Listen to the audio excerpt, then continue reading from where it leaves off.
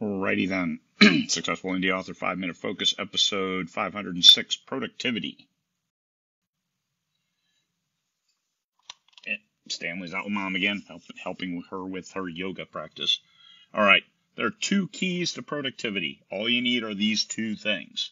Know what you're going to write, and write it.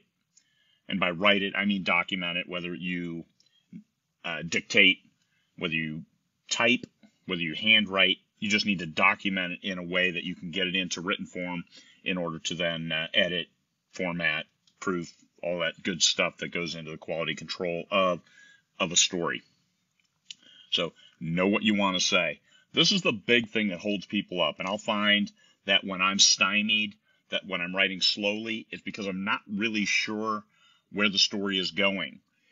You could sit there and stare at your screen and wait for divine inspiration to deliver unto you inspired prose, or you could kind of sketch out the next scene or maybe jump to another story. And some people will go back and forth because it keeps the creative juices alive and kicking.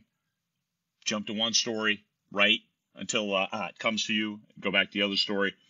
It may seem like it's counterproductive, but as long as you're getting good words moving stories forward, then your time is efficient. You can stare at the screen and wait for that inspired prose, or you can sketch out and know what you're going to write and then write it, as opposed to waiting. You want one, both count as writing, sitting there staring at the blank screen, but you want to use your time efficiently, because I don't think any of us have as much time as we want, not on this planet Earth, as well as to write this book and then get to the next book. So what do you want to do? You need to know what you're going to write. You need to write it, get it down. Then you can massage it, shape it, clean it up, tweak it. But you got to get it down in the first place. You can't edit a blank page. So you do know what you're going to write because you've sketched out that next scene. You've got your computer. What do you need to do? Tools. You got to have the right tools for the job. Whether it's a computer, whether it's a separate keyboard, whether it's an ergo keyboard, whether it's one of those separated keyboards, whether it's a touch type, anything, a recorder, whether it's the recorder, like the actual old micro tapes, or a phone, or your computer with a headset, all of that in order to memorialize your story to then get it into written format that you can then manipulate as you need to get it ready for publication. So you need the tools, you need the time.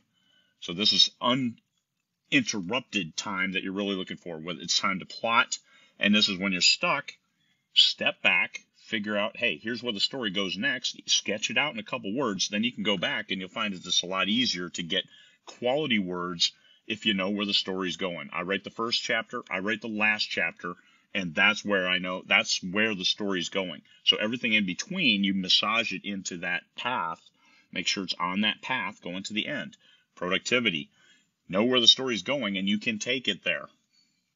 Think about the story. When you're taking a shower, what do? I play music, but also thinking about the story. Time to write. You need that physical time to actually jam the words. And then finally, you need space. So tools, time, and space. It's nice to have a nice writing space. Some people do great in a cafe with the barista bringing them nonstop coffee with their focus, headphones on, and getting the words, private space at home before the kids get up in the morning, whatever works for you. Tools, time, space. And then also you need a killer audio track and coffee. Or not. Everybody knows their own personal foibles. Sometimes coffee isn't the best thing for you. Tea, water, maybe none of that, maybe juice, whatever you need to make you comfortable so when you sit there, you can focus on getting those words. Tools, time, space, make the most of it. You want efficient use of your time. You don't want to stare at a blank page, because otherwise your book that should take 60 hours to write, and you think 60 hours, I can do that in a week. You can't. Doing that in a week where it's just you, there are very, very few people who can. The vast majority of us cannot do 60 focused writing hours in a week to jam out an 80,000 word book or a 100,000 word book. That is an intense amount of brain time, being that focused for that much time in that short of a space. I guarantee it'll burn you. A 10,000 word day burns me, and then I can't write for like 2 or 3 days because I'm fried. So it's better to get fewer words more often than for me to try to jam one big long marathon session.